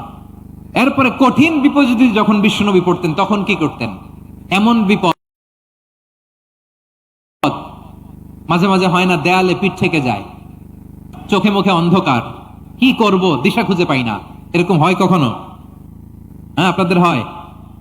হয় না? তো জান্নাতে আছেন আপনারা। হয় হয়, এরকম হয়েছে না যে দেয়ালে পিঠ থেকে গেছে, চোখে মুখে অন্ধকার, ওই যাব, কি করব, বাঁচানোর কেউ না, এরকম হয়েছে কখনো আপনাদের? যদি হয় তাইলে এটার সলিউশন বলবো, না হইলে তো আর এগুলো বলে লাভ নাই। হয় হয় হয়, বিশ্বনবী এরকম কঠিন বিপদে পড়েছেন জীবনের কিছু কিছু মুহূর্তে। ওই মুহূর্তে বিশ্বনবী স্পেশাল দুইটা দোয়া পড়তেন, এই দোয়াগুলো আপনাদেরকে জানিয়ে দেয়। বিশ্বনবী বলেন, কঠিনতম বিপদে যখন পড়বা, দেয়ালে পিঠ থেকে যায়, চোখে মুখে অন্ধকার, বাঁচার কোনো উপায় নাই, তখন পড়বা লা ইলাহা ইল্লা আনতা সুবহানাকা ইন্নী কুনতু মিনাজ জালিমিন। আল্লাহ, তুমি ছাড়া কোনো ইলাহ নাই, তুমি পবিত্র, নিশ্চয় আমি জালিমদের অন্তর্ভুক্ত। সুবহানাল্লাহ বলেন। এই দোয়া সাইয়েদনা ইউনূস আলাইহিস সালাম পড়েছিলেন যখন মাছের পেটে ছিলেন। কিসের পেটে? এবং অনেক মুফাসসিরিন ইকরাম বলেছেন, অনেক আহলুল ইলমরা বলেছেন, এটা হচ্ছে ইসমে আজম। ইসমে আজম এমন দোয়া যেটা দিয়ে দোয়া করলে আল্লাহ দোয়া কবুল করে, কিন্তু এটা কোনটা, এটা নিয়ে ইখতিলাফ আছে। কোন কোন আহলুল ইলম বলেন এই লা ইলাহা ইল্লা আনতা সুবহানাকা ইন্নী কুনতু মিনাজ জালিমিন, এটা হচ্ছে ইসমে আজম। সাইয়েদনা ইউনূস আলাইহিস সালাম পড়েছেন, আপনারা পড়েননি? তুফান হইলে পড়েন না? আমাদের এলাকায় তো এটা খুব, এটার উপর ব্যাপক আমল আছে। পটুয়াখালীতে কি অবস্থা বলেন? পড়েন পড়েন পড়েন পড়েন। একটা গল্প শুনেছিলাম, পাক হানাদার বাহিনী যখন বাংলাদেশে অ্যাটাক করত, ৭১ সালের ঘটনা বলতেছে, আমরা তো দেখি নাই, শুনছি আর কি। ৭১ যদি দেখতাম এতদিনে রাজাকার হয়ে যেতাম। আল্লাহ আমাদেরকে বাঁচাই দিছে, আল্লাহর মেহেরবানি, ঠিক কিনা বলেন? আহ মন মতো হইলে মুক্তিযোদ্ধা, মন মতো না হইলে রাজাকার। কত কিছু দেখলাম এই শাহবাগের বুকে। আল্লাহ 71 সালে দেখি নাই, আমরা শুনেছি পাক হানাদার বাহিনী জিজ্ঞেস করত মুসলিম না অমুসলিম চেক করার জন্য, বলতো কালেমা বল, কালেমা বাতাও। তো যারা কালেমা বলতে পারতো পাকিস্তানি বাহিনী নাকি ওদেরকে ছেড়ে দিত, শুনেছি। তো একজনকে, এক বাঙালিরে পেয়ে তার মাথার মধ্যে বন্দুকর নল ধরে বলতেছে কালেমা বল সালে, কালেমা বাতা, কালেমা বল। তো ভয়ের চড়ে এই দোয়া পড়া শুরু করছে। ও পড়তেছে লা ইলাহা ইল্লা আনতা সুবহানাকা ইন্নী কুনতু মিনাজ জালিমিন। পাকিস্তানি বলে সালে ইয়ে তো মুসিবত কা কালিমা है। বাঙালি কয় হাম তো ভি মুসিবত মে হ্যায়। পাকিস্তানি বলে বেটা কোন দোয়া বললি, এটা তো মুসিবতের কালেমা। কয় আমিও তো মুসিবতে আছি, আমার মাথার মধ্যে বন্দুক ধরে তুমি আমার কালেমা জিজ্ঞেস করো, এখন কোনটা কালিমা আর কোনটা কি দোয়া, আমার হুশ আছে নাকি? প্রিয় ভাইরা, আসলে এটা দোয়াউল মুসিবা, বিপদে পড়লে এ দোয়া পড়তে হয়। লা ইলাহা ইল্লা আনতা সুবহানাকা ইন্নী কুনতু মিনাজ জালিমিন। এটা পড়বেন আপনারা। এই দোয়া পড়ে সাইয়েদনা ইউনূস আলাইহিস সালাম মাছের পেট থেকে রক্ষা পেয়েছিলেন। রক্ষা করেছিল কে? তুমি ইউনূস নবীরে যখন খাইলো মাছেতে গিলিয়া, ফেরেশতা পাঠাইয়া দিলে ইসমে আজম দিয়া। প্রাণে ছিল যাহার ভয় সেথা পাইল আশ্রয়, প্রাণে ছিল যাহার ভয় সেথা পাইল আশ্রয়। মাছের পেট হতে সে যে পেল পরিত্রাণ। আল্লাহু আল্লাহু তুমি জাল্লে জালালুহু, শেষ করা তো যায় না গে তোমার গুণগান। আল্লাহু আল্লাহু সুবহানাল্লাহ পড়েন। লা ইলাহা ইল্লা আনতা সুবহানাকা ইন্নী কুনতু মিনাজ জালিমিন। বিশ্বনবী বললেন দেয়ালে পিঠ থেকে গেলে, চোখে মুখে অন্ধকার, বাঁচার কোনো উপায় নাই, তখন এই দোয়াটা পড়তে হবে। এই দোয়া পড়ে আল্লাহর কাছে ফরিয়াদ করলে বিপদ মুক্ত করবেন কে? কেন এই দোয়াটা আল্লাহর কাছে বড্ড প্রিয় জানেন আমার ভাইয়েরা? কারণ এই দোয়ার মধ্যে 3টা জিনিস আছে। আমি যেরকম আঙ্গুল উঁচু করেছি এরকম করেন তো। 3টা। কয়টা? 3টা। 1 নম্বরে হচ্ছে তাওহীদ, 2 নম্বরে তাসবিহ, 3 নম্বরে তাকরীর। আই রিপিট, আবারও বলছি, 1 নম্বরে তাওহীদ, 2 নম্বরে তাসবিহ, 3 নম্বরে তাকরীর। এই দোয়াটা আল্লাহর কাছে এত পছন্দনীয় কারণ এ দোয়ার প্রথম অংশে আছে তাওহীদ, আল্লাহর একত্ববাদের ঘোষণা। লা ইলাহা ইল্লা আনতা, ও আল্লাহ আপনি ছাড়া কোনো ইলাহ নাই, উপাস্য নাই। একথা বললে আল্লাহ বড্ড খুশি হয়ে যায়। সুবহানাল্লাহ পড়েন। এ দোয়ার দ্বিতীয় অংশে আছে তাসবিহ, মানে আল্লাহর প্রশংসা, প্রশংসা সূচক বাণী। সুবহানাক সুবহানাক সুবহানাক, ও আল্লাহ আমি আপনার পবিত্রতা ঘোষণা করছি। সুবহানাক, একথা শুনলেও আল্লাহ খুশি হয়ে যায়। সুবহানাল্লাহ পড়েন। এই দোয়ার তৃতীয় অংশে আছে তাকরীর। তাকরীর মানে পাপের স্বীকৃতি। তাকরীর মানে কি? তাকরীর মানে পাপের স্বীকৃতি। এই দোয়ার তৃতীয় অংশে আছে ইন্নী কুনতু মিনাল জালিমিন, ও আল্লাহ আমি জালিমদের অন্তর্ভুক্ত। আল্লাহ আল্লাহ আমি জালেম, আল্লাহ আমি ভুল করেছি, অন্যায় করেছি, আল্লাহ আমি জালেমদের অন্তর্ভুক্ত। এই পাপের স্বীকৃতি, অ্যাকনলেজমেন্ট আল্লাহ বড্ড পছন্দ করে। যখন আল্লাহ জালিমিন, আল্লাহ আমি জালেমদের অন্তর্ভুক্ত। সাইয়েদনা আদম আলাইহিস সালাম ভুল করে যখন নিষিদ্ধ গাছের ফুল খেয়ে ফেললেন, ফল খেয়ে ফেললেন, আল্লাহ বললেন আদম ক্ষমা পেতে চাইলে তুমি আর হাওয়া মিলে স্বীকৃতি দাও, পাপের স্বীকৃতি। আর পড়ো রব্বানা যালামনা আনফুসানা ওয়া ইল্লাম তাগফির লানা ওয়া তারহামনা লানাকুনান্না মিনাল খাসিরিন। ও আল্লাহ আমি আদম আর হাওয়া যালামনা আনফুসানা, আমরা আমাদের নফসের উপর বড্ড জুলুম করেছি। আল্লাহ ওয়া ইল্লাম তাগফির লানা ওয়া তারহামনা, আপনি যদি ক্ষমা না করেন,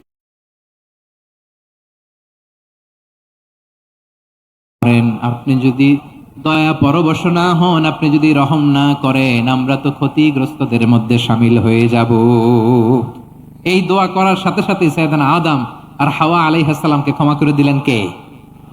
তাহলে এই দোয়ার 3 নম্বর অংশ তাকরীর, এটা আল্লাহ বড্ড পছন্দ করে। আমার কলিজার টুকরা ভাইয়েরা, গুনাহ করে শিকার যেতে হবে, এটা আল্লাহ ভালোবাসেন। সাইয়েদনা আবু বকর রাদিয়াল্লাহু তাআলা আনহু বিষ্ণু ইসলামকে বললেন, ইয়া রাসূলুল্লাহ আল্লিমনি দুআআন আদউ বিহি ফি সালাতি। নবী হে, আপনি আমার এমন একটা স্পেশাল দোয়া শিখায় দেন যে দোয়াটা আমি নামাজে পড়ব। নবী বললেন, তাহলে তুমি পড়ো, আল্লাহুম্মা ইন্নী যালামতু নাফসি যুলমান কাসীরান ওয়া লা ইয়াগফিরুয যুনুবা ইল্লা আনতা ফাগফিরলি মাগফিরাতাম মিন ইনদিকা ওয়ারহামনি ইন্নাকা আনতাল গফুরুর রহিম। সুবহানাল্লাহ। সালাম ফিরানোর আগে পড়েন, কথা কয় না, পড়েন পড়েন। ও আবু বকর, নামাজে যদি দোয়া করতে মনে চায় এই দোয়াটা পড়বা, আল্লাহুম্মা ইন্নী যালামতু নাফসি, আল্লাহ জুলুম করেছি আমার নফসের উপর, যুলমান কাসীরা, অনেক জুলুম, ওয়া লা ইয়াগফিরুয যুনুবা ইল্লা আনতা, আপনি ছাড়া এই যুনুব, এই পাপ ক্ষমা করার দ্বিতীয় কোনো রব নাই। আছে? আল্লাহ ছাড়া আমাদের গুনাহ আর কে কে ক্ষমা করতে পারে বলেন তো? কে পারে? কে? এজন্য আল্লাহরে বলবেন, আল্লাহ আমি ছাড়া তোমার গোলামের অভাব নাই, ও আমার রব, আমি ছাড়া এই জমিনের বুকে তুমি আমার রব, তুমি আমার সব। কি বলবেন? আল্লাহ আমার রব। সবাই বলুন, আল্লাহ আমার রব, দমে দমে তনু মনে তারি অনুভব, আল্লাহ আমার রব। আল্লাহরে বলেন, আল্লাহ তুমি আমার রব, তুমি আমার সব। আল্লাহ আমি ছাড়া এই জমিনে তোমার গোলামের অভাব নাই, তুমি ছাড়া আমার দ্বিতীয় কোনো রব নাই। এ কথা বলে চোখের পানি ছেড়ে আল্লাহরে স্বীকৃতি দেন, আল্লাহ আমি পাপী, আল্লাহ এই জমিনে আমার চেয়ে বড় পাপী আর কেউ নাই। অজু করে সিজদায় লুটিয়ে পড়ে চোখের পানি ছেড়ে আল্লাহরে পাপের স্বীকৃতি দেন, আল্লাহ এমন কোন জুলুম নাই, গুনাহ নাই আমি করি নাই, সগীরা কবিরা, জেনে না জেনে, ইচ্ছায় অনিচ্ছায়, শিরকি বেদাত। চোখের পানি ছেড়ে আল্লাহরে বলেন, আল্লাহ আমি ছাড়া তোমার গোলামের অভাব নাই, তুমি ছাড়া আমার দ্বিতীয় কোনো রব নাই, তুমি ছাড়া তো কেউ আমার গুনাহ ক্ষমা করার নাই, তুমি আমার রব, তুমি আমার সব। বলতে পারবেন? এই তাকরীর আমার পটুয়াখালীর ভাইরা, এই স্বীকৃতিটা দেখতে আল্লাহ বড্ড ভালোবাসে, কারণ আমরা সবাই গুনাহগার। আমরা সবাই কি? বিশ্বনবী বলেন, কুল্লুকুম খাত্তাউন, আ বানি আদম, তোমরা সবাই পাপী। সবাই কি? সবাই পাপী। আমরা সবাই পাপী, আপন পাপের বাটখারা দিয়ে অন্যের পাপ মাপি। আমরা যে পাপী এটা ভাবতে মনে চায় না কারো, খালি অন্যের পাপ দেখি আমরা, এটা ভুল। ওর এই পাপ, ও পাপী, ও জালেম, ও জাহান্নামী, এরকম একটা টেন্ডেন্সি। আমার যে কি হালাত এটার খেয়াল নাই। খেয়াল করতে হবে যে আমি সবচেয়ে বড় পাপী, ঠিক কিনা বলেন? পাপ করি না এমন কেউ আছি? হ্যাঁ আছি, আছি। কেউ না জানলেও জানে কে আমার পাপের ঘটনা? পৃথিবী না জানুক আমি তো জানি, আমি কি পাপ করেছি হায়। ও আমার কলিজার টুকরা ভাইয়েরা, মাথাটাকে নিচু করে জীবনের সব গুনার ফিরিস্তিগুলো একটা একটা করে স্বীকার করে আল্লাহরে বলেন, আল্লাহ আমি পাপী, আল্লাহ আমার চেয়ে বড় পাপী এই দুনিয়াতে কেউ নাই, আকাশের নিচে জমিনের উপরে আমার চেয়ে বড় পাপী কেউ নাই। একটা একটা করে আল্লাহ স্বীকার করি আমি পাপী, সব পাপের স্বীকৃতি দিলাম।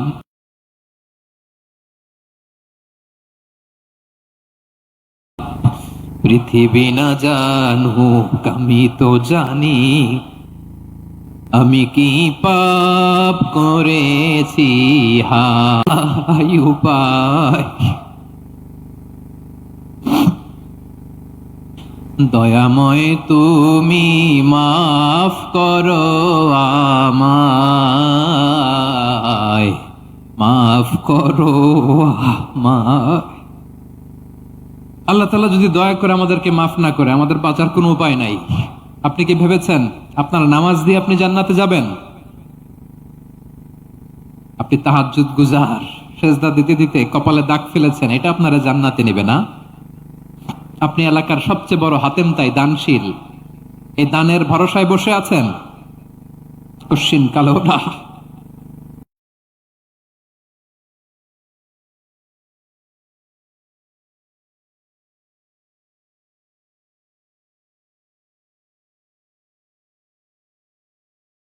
আমাদের নামাজ, আমাদের রোজা, আমাদের ইবাদত, এগুলোকে মিজানের পাল্লায় উঠালে কোনো ওজনই হবে না। তবে আমাদের একটা কৌশল জানা আছে, আমরা আল্লাহর রহমতের ভিখারি। এমন কোন পাপ নাই যে পাপ আমারে দিয়ে হয় নাই। তোমার রহমত দিয়ে তুমি জান্নাতে পাঠাবা, তোমার দয়ায় জান্নাতে যেতে চাই, আমল দিয়ে না। পারবেন বলতে? কিয়ামতের দিন আমরা বলবো, আল্লাহ আমার আমল দিয়ে জান্নাত চাই না, আমি তোমার দয়া দিয়ে জান্নাত চাই। তোমার দয়া ছাড়া আমার কোনো উপায় নাই। কারণ আল্লাহ যদি বিচার করে, বাঁচার কারো উপায় নাই। আল্লাহ যদি বলে ফেলেন তুই এটা করলি কেন, ওখানে গেলি কেন, কোরআনে 1000 বার নিষেধ করলাম তারপরেও এই পাপে জড়ালি কেন, এরকম প্রশ্ন ছুড়ে দিলে আমার উত্তর আছে? বাঁচার কোনো উপায় আছে? রোজ হাসরে হে আল্লাহ আমার করোনা বিচার, আল্লাহ করোনা বিচার।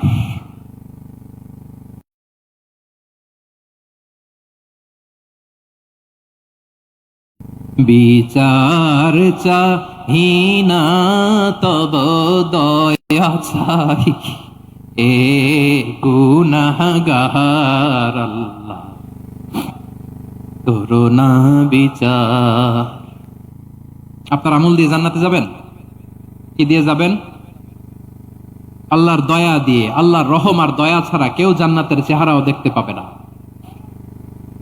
আমার প্রিয় ভাইয়েরা, এই দোয়া আল্লাহর কাছে পছন্দনীয় হওয়ার কারণ 3টা। দোয়ার প্রথম অংশে আছে তাওহীদ, আল্লাহর একত্ববাদের ঘোষণা। এই দোয়ার দ্বিতীয় অংশ আছে তাসবিহ, আল্লাহর প্রশংসা সূচক বাণী। এই দোয়ার 3 নাম্বার অংশ পাপের স্বীকৃতি। তাহলে আমরা সবাই গুনাহগার, আমরা আল্লাহর কাছে পাপের স্বীকৃতি দিয়ে বলবো, ও আল্লাহ ইন্নী কুনতু মিনাজ জালিমিন, আমরা জুলুম করেছি, পাপ করেছি, অন্যায় করেছি, আল্লাহ বুঝতে পারি নাই, শয়তানের ওয়াসওয়াসায় পড়ে, বন্ধুর পাল্লায় পড়ে, নফসের খায়েশ মিটাতে যে আল্লাহ করে ফেলেছি। তুমি গুনাহ না মাফ না করলে আমাদের গুনাহ মাফ করার দ্বিতীয় কেউ নাই, ঠিক কিনা বলেন? এভাবে অনুতপ্ত হয়ে যদি আল্লাহর কাছে দোয়া করেন, দেয়ালে পিঠ থেকে গেছে, কোন রাস্তা নাই বের হওয়ার, ওই মুহূর্তেও আপনাকে বিপদ থেকে উদ্ধার করবে কে? বিশ্বনবী চরম বিপদে পড়লে 2টা দোয়া পড়তেন। প্রথম হলো এটা, লা ইলাহা ইল্লা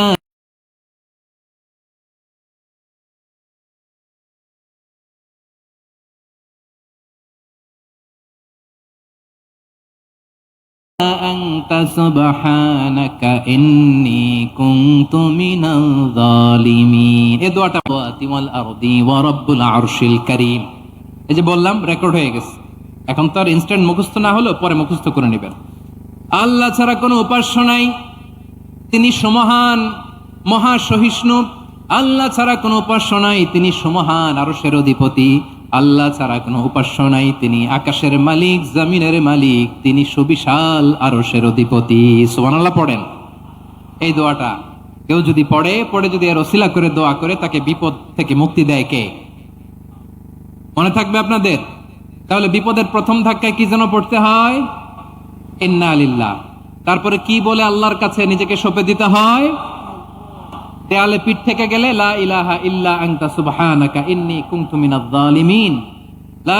2 নাম্বার হচ্ছে লা ইলাহা ইল্লাল্লাহুল আযীমুল হালিম, লা ইলাহা ইল্লাল্লাহু রাব্বুল আরশিল আযীম, লা ইলাহা ইল্লাল্লাহু রাব্বুস সামাওয়াতি ওয়াল আরদি ওয়া রাব্বুল আরশিল কারীম। মনে থাকবে?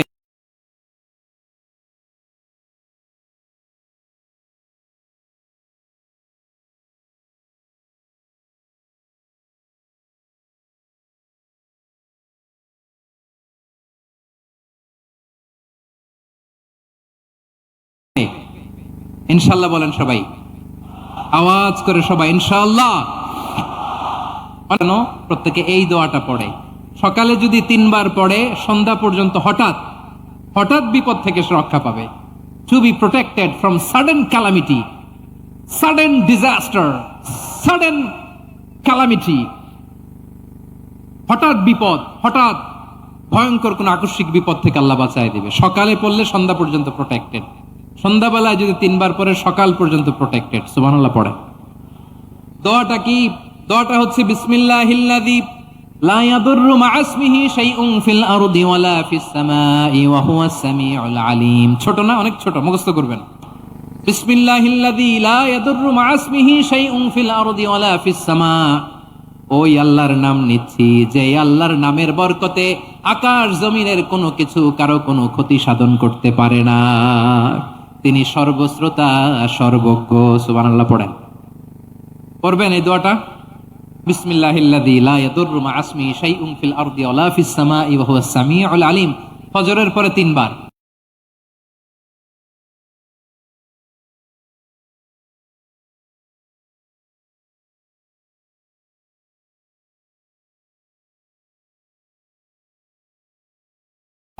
মাগরিবের পরে 3 বার যদি কেউ পড়ে, প্রোটেক্টেড, যে কোনো হঠাৎ বিপদ থেকে প্রোটেক্টেড। প্রোটেক্ট করেন কে? ওই আছে না নাই, অ্যাংজাইটি, ডিপ্রেশন, চিন্তা, টেনশন নাই, এরকম কে কে আছে দেখি, হাত তুলেন। ওই যে হাত তুলছে এক আল্লাহর ওলি, ওই যে টেনশন নাই তোমার, মাশাআল্লাহ। ও না বুঝে তুলছে, ঝোঁকের চোটে, জোশের ঠেলায় ধাক্কায় তুলে ফেলছে। সবার জীবনে টেনশন আছে না নাই? এই দুশ্চিন্তা, পেরেশানি, মারাত্মক পেরেশানি থেকে মুক্তি পাওয়ার জন্য বিষ্ণু ইসলাম 2টো দোয়া পড়তেন। কয়টা? অনেকগুলো পড়তেন। স্পেশাল 2টো দোয়া আজকে আপনাদের শিখায়া যাব, শুনবেন না? কষ্ট হচ্ছে? সংক্ষিপ্ত মোনাজাত দিয়ে দেই। ওরে আল্লাহ, আমি তো 9:30 ক্রস করে ফেলছি মাসুদ ভাই, খেয়াল করি নাই। আরো কয়েক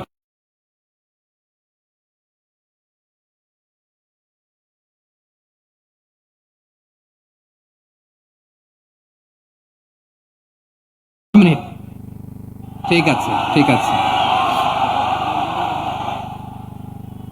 পেরেশানিতে পড়লে, টেনশনে পড়লে, ইয়া হাইয়ু ইয়া কাইয়ুম বিরহমাতিকা আস্তাগীথ, ইয়া হাইয়ু ইয়া কাইয়ুম, হে শাশ্বত অবিনশ্বর, হে চিরঞ্জীব, বিরহমাতিকা আস্তাগীথ, তোমার রহমতের উসিলায় তোমার কাছে ফরিয়াদ করি। এটা পড়তেন। আবার আরেক বর্ণনায় এসেছে, ইয়া হাইয়ু ইয়া কাইয়ুম বিরহমাতিকা আস্তাগীথ আসলিহ লি শা'নি কুল্লাহু ওয়ালা তাকিলনি ইলা নাফসি তারফাতা আইন। আসলিহ লি শা'নি কুল্লাহ, আল্লাহ আমার সবকিছু আপনি সেটেল করে দেন। আমাদের সব ঝামেলা সেটেল করে দিতে পারে কে? আমরা তো সেটেলমেন্টের জন্য ওএসপি সাহেবের কাছে যাই, ডিসি সাহেবের কাছে যাই, অমুক ভাইয়ের কাছে যাই, তমুক ভাইয়ের কাছে যাই। এই দোয়া পড়লে আরশের উপর থেকে আপনার ম্যাটার সেটেল করে দিবে কে? তাহলে পড়বেন ইয়া হাইয়ু, এ চিরঞ্জীব। হাইয়ু মানে চিরঞ্জীব।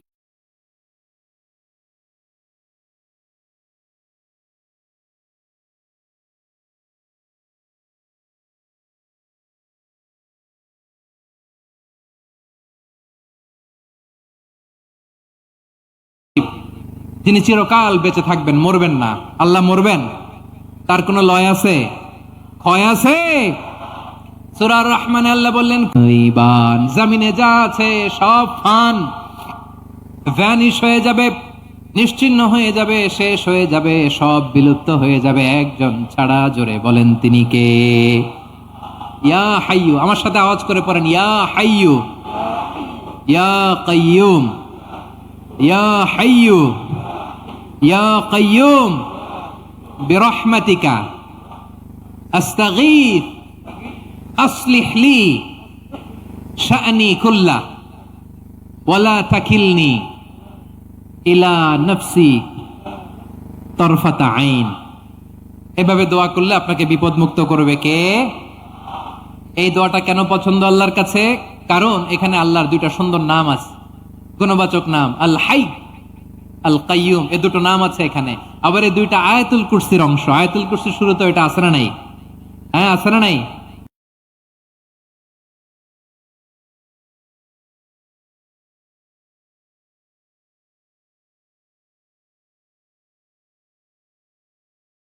তিন নাম্বার কারণ, এটা ইসমে আজম। কোন দোয়াটা ইসমে আজম? যে দোয়া ওসিলায় দোয়া, আল্লাহুম্মা ইন্নী আবদুক, আগে দোয়া, ওয়াবনু আবদিক ওয়াবনু আমাতিক, নাসিয়াতি বিয়াদিক, মাদিন ফিয়া হুকমুক, আদলুন ফিয়া কাদাউক, আসআলুকা বিকুল্লি ইসমিন হুয়া লাক সাম্মাইতা বিহি নাফসাক আও আনসালতাহু ফি কিতাবিক আও আল্লামতাহু আহাদাম মিন খালকিক আও ইস্তাসারতা বিহি ফি ইলমিল গায়বি ইনদাক আন তাজআলাল কুরআনা রাবিআ কলবি ওয়া নূরা সাদরি ওয়া জালাআ হুজনি ওয়া যাহাবা হাম্মি। সুবহানাল্লাহ পড়েন।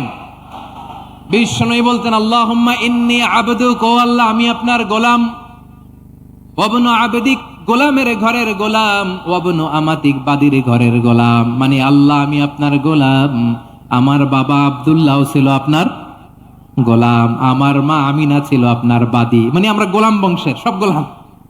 নিজেরে এর চেয়ে আর ছোট করে আল্লাহর কাছে উপস্থাপন করা যায় আমার ভাইয়েরা? কথা কি বুঝতেছেন? নিজেকে এর চাইতে ছোট, নগণ্য আর তুচ্ছ করে আল্লাহর সাথে প্রেজেন্ট করা যায়?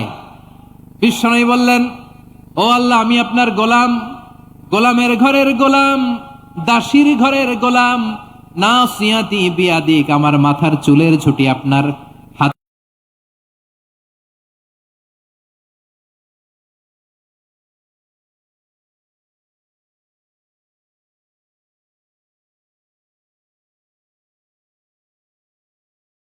হাতের মুঠোয়। আপনি ডানে টান দিলে আমি ডানে যেতে বাধ্য, আপনি বাঁয়ে টান দিলেন, বেড়েছে গ্যাপ পূরণ করতেছে। মাশাআল্লাহ পড়েন সুবহানাল্লাহ, আলহামদুলিল্লাহ, লা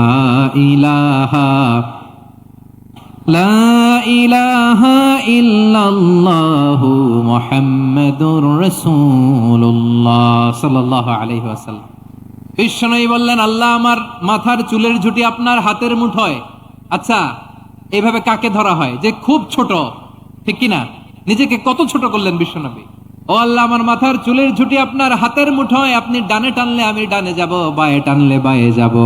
আল্লাহ আসআলুকা বিকুল্লি ইসমিন হুয়া লাক নাসিয়াতি বিয়াদিক মাদিন ফিয়া হুকমুক, আপনার নির্দেশ আমার উপর কার্যকর হবেই হবে। আদলুন ফিয়া কাদাউক, আপনার ফয়সালা, যেই ফয়সালাই আপনি আমার জন্য করেন এটাই ইনসাফ। সুবহানাল্লাহ বলেন। আমরা আল্লাহর ফয়সালায় সন্তুষ্ট হতে চাই না। কত কমপ্লেইন, আল্লাহ তুমি এটা দিলা না, ওইটা পাইলাম না, ওইটা হইল না রে, এরকম অভিযোগ, কমপ্লেইন আমাদের আছে না নাই? আর বিশ্বনবী বলতেন, আদলুন ফিয়া কাদাউক, আল্লাহ আমার জন্য তোমার যেটা ফয়সালা এটাই সবচেয়ে শ্রেষ্ঠ ইনসাফ, এর চেয়ে ইনসাফ আর হতে পারে? এভাবে কায়মন বাক্যে আল্লাহর কাছে বিশ্বনবী দোয়া করতেন। এরপরে বিশ্বনবী বলেন,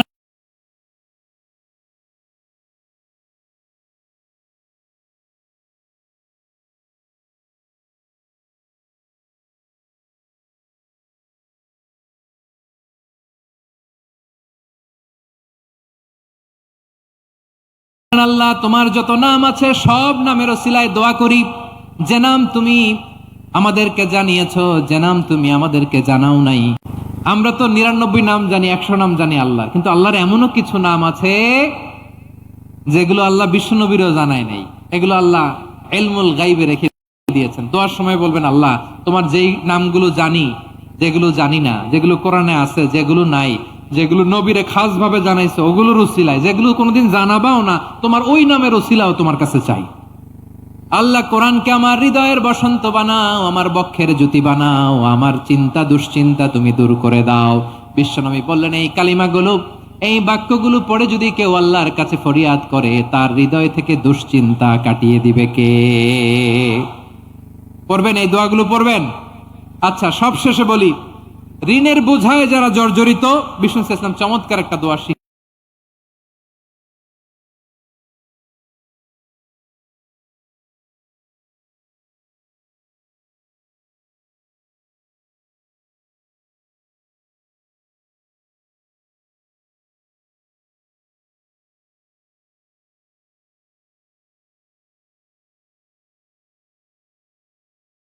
শিখিয়েছেন। আমাদের অনেকে ঋণের বোঝায় জর্জরিত, আছে না নাই? এদিকে কেউ আছেন? থাকলে হাত তোলার দরকার নেই, থাকলে এই দোয়াটা পড়বেন। এক সাহাবীর নাম আবু উমামা, নামাজের ওয়াক্ত ছাড়া উনি মসজিদে যেয়ে বসে আছে। বিশ্ব এমন একটা দোয়া শিখাবো যেটা পড়লে আল্লাহ তাআলা তোমার ঋণের বোঝা হালকা করে দিবেন। আবু উমামা বললেন, ইয়া রাসূলুল্লাহ অবশ্যই শিখাবেন। বিশ্বনবী বললেন, তাহলে তুমি পড়বা, আল্লাহুম্মা ইন্নী আউযু বিকা মিনাল হাম্মি ওয়াল হাযান ওয়া আউযু বিকা মিনাল জুবনি ওয়াল বুখল ওয়া আউযু বিকা মিন গালাবাতিদ দাইনি ওয়া কাহরির রিজাল। ও আল্লাহ, তোমার কাছ থেকে দুশ্চিন্তা থেকে পানাহ চাই, কৃপণতা, ভীরুতা, অলসতা, কার্পণ্যতা, এই সব কিছু থেকে, মানুষের কঠোরতা, আমার উপর মানুষের আধিপত্য এবং ঋণের বোঝা থেকে পানাহ চাই। এই দোয়াটা যখন বিশ্বনবী শিখাই দিলেন, আবু উমামা বারবার এই দোয়া পড়ে, আল্লাহুম্মা ইন্নী আউযু বিকা মিনাল হাম্মি ওয়াল হাযান ওয়া আউযু বিকা মিনাল আজজি ওয়াল কাসাল ওয়া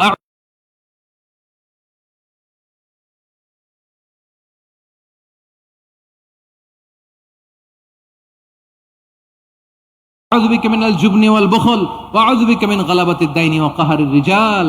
আবু উমামা বলে, এই দোয়া আমি পড়তে লাগলাম। কিছুদিন পরে দেখা গেছে এক লোক এসে বলে, হে আলী, ঋণের বোঝায় আমি জর্জরিত, আমার কিছু অর্থ দিয়ে সাহায্য করো।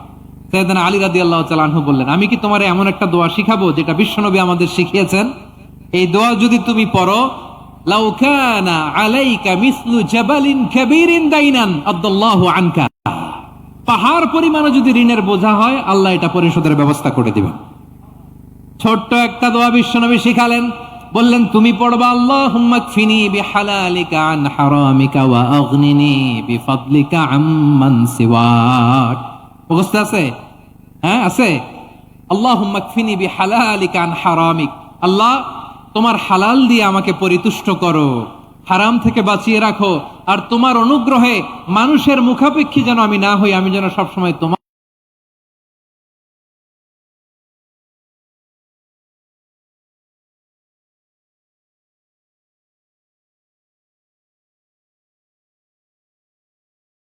মুখাপেক্ষী হয়, ওই তৌফিক দিও। সুবহানাল্লাহ পড়েন। এই দোয়া বেশি বেশি পড়লে ঋণের বোঝা হালকা করে দিবে কে? হাসবুনাল্লাহ। চরম বিপদে দেয়ালে পিঠ থেকে গেছে, তখন লা ইলাহা ইল্লা আনতা সুবহানাকা ইন্নী কুনতু মিনাজ জালিমিন, এরপরে লা ইলাহা ইল্লাল্লাহুল আযীমুল হালিম। এই দোয়া আকস্মিক বিপদ, হঠাৎ যেন কোনো বিপদ আমাকে পেয়ে না বসে, এটার জন্য বিসমিল্লাহিল্লাযী লা ইয়াদুররু মা ইসমিহি শাইউন ফিল আরদি ওয়ালা ফিস সামাই ওয়া হুয়াস সামিউল আলিম। সকালে 3 বার, রাতে 3 বার। আর মারাত্মক tension, hyper tension, anxiety, depression থেকে বাঁচার জন্য 2 দোয়া, ইয়া হাইয়্যু ইয়া কাইয়্যুম, ইয়া হাইয়্যু ইয়া কাইয়্যুম, মনে থাকবে? আর আল্লাহুম্মা ইন্নী আবদুক, এই দোয়া। ঋণ থেকে বাঁচার জন্য 2 দোয়া, আল্লাহুম্মা ইন্নী আউযু বিকা মিনাল হাম্মি ওয়াল হাযান, এটা। আর আল্লাহুম্মা কফিনি বিহালালিকা আন হারামিকা ওয়া আগনিনি বিফাদলিকা আম্মান সিওয়াক।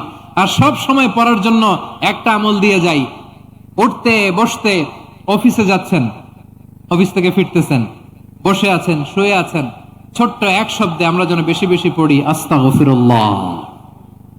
আওয়াজ করে আমার সাথে পড়ুন আস্তাগফিরুল্লাহ। আবার পড়ুন আস্তাগফিরুল্লাহ। আল্লাহ রাসূল সাল্লাল্লাহু আলাইহি ওয়াসাল্লাম বলেন, মান লাজিমাল ইস্তিগফার, যে সব সময় এরকম ইস্তিগফারের সাথে লেগে থাকে, জাআলাল্লাহ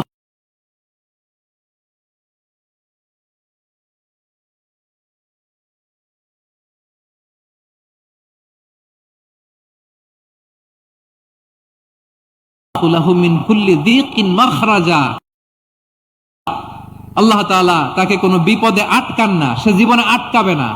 লা ইয়াহতাসিব, এমন জায়গা থেকে আল্লাহ রিজিকের বন্দোবস্ত করবে যেটা সে কল্পনাও করে নাই। আওয়াজ করে পড়েন সুবহানাল্লাহ। তাহলে মনে থাকবে আস্তাগফিরুল্লাহর কথা। সব শেষ কথা বলবো, সব শেষ আমার প্রিয় ভাইয়েরা। এটা গেল নিজের বিপদ। কিসের বিপদ? নিজে যদি বিপদে পড়েন, অন্যের বিপদ যদি দেখেন, এটার জন্য একটা দোয়া আছে। অনেক সময় আমরা দেখি হাসপাতালে ক্যান্সারের 3rd স্টেজে চলে গেছে, লোকটা হ্যাংলা হয়ে, চিকন হয়ে, হায়রে কি কষ্ট পায়, দেখি না? বিষ্ণু বলে, একটা দোয়া যদি কেউ অন্যের কোনো বিপদ দেখে পড়ে, ওই বিপদ তার জীবনে কখনো আসবে না। শুনবেন? শোনার আগ্রহ আছে? অনেক সময় হয় যে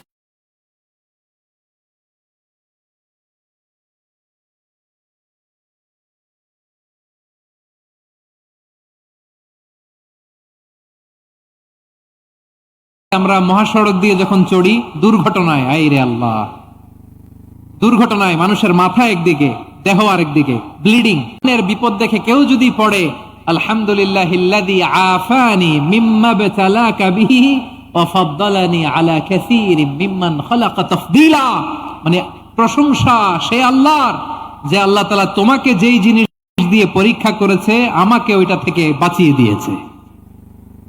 তোমাকে আল্লাহ যেই বিপদে ফেলেছে, আমাকে ওই বিপদ থেকে তিনি মুক্ত রেখেছে, আর তার অনেক সৃষ্টির উপর আমাকে তিনি প্রাধান্য দিয়েছে। সুবহানাল্লাহ পড়েন। যে কোনো বিপদ, কারো ক্যান্সার দেখে যদি এই দোয়াটা আপনি বিশ্বাসের সাথে পড়েন, জীবনে কোনোদিন ক্যান্সার রোগে আক্রান্ত হবেন না। দুর্ঘটনা দেখে যদি পড়েন, ওই দুর্ঘটনা আপনাকে স্পর্শ করবে না। যে কোনো কারো বিপদ দেখে যদি কোনো বিশ্বাসী বান্দা এই দোয়া পড়ে, বিশ্বনবী বলেন লাম ইউসিবহু যালিকাল বালা, ওই বিপদ তাকে আর ধরবে না। উফিয়া মিনহু মিন যালিকাল বালা কাইনাম মা কান, সে যতদিন হায়াত পাবে কোনোদিন ওই বিপদ তাকে স্পর্শ করবে না। এই দোয়াটা পড়তে রাজি আছেন আমার প্রিয় ভাইরা? তাহলে পুরো আলোচনার সেন্ট্রাল থিম হচ্ছে আমাদের জীবনে বিপদ আসবে, কষ্ট আসবে, দুঃখ আসবে, কিন্তু বিপদে আপদে আমরা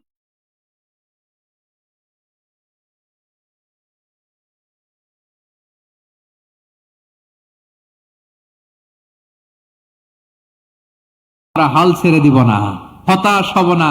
মুমিন হতাশ হয় না, নিরাশ হয় না, হাল ছেড়ে দেয় না। মুমিন ভরসা রাখে একজনের উপর। আওয়াজ করে বলুন, চিনি কে? বিপদে পড়লে আমাদেরকে উদ্ধার করে কে? আবার আমাদেরকে যদি কোনো নেয়ামত আল্লাহ দিতে চান, ওইটা কেড়ে নেওয়ার ক্ষমতা কারো আছে? তাহলে আমরা কানেক্টিভিটি বাড়াবো কার সাথে? আমাদের প্রার্থনার ফরিয়াদের হাত তুলবো কার কাছে? রাজি আছেন পটুয়াখালীর ভাইয়েরা? মনে থাকবে কথাগুলো? আল্লাহ তাআলা আমাদের সবাইকে কথাগুলো বোঝার ও আমল করার তৌফিক দান করুন। আমি আপনাদের আতিথেয়তা, আপনাদের ভালোবাসায় মুগ্ধ হয়েছি, ইমপ্রেসড হয়েছে। আলহামদুলিল্লাহ। লক্ষ লক্ষ তাওহীদি জনতা, কোনো ডিস্টার্ব নাই, কোনো হই হুল্লোড় নাই, মারামারি নাই। পটুয়াখালী আজকে হিস্ট্রি তৈরি করেছে।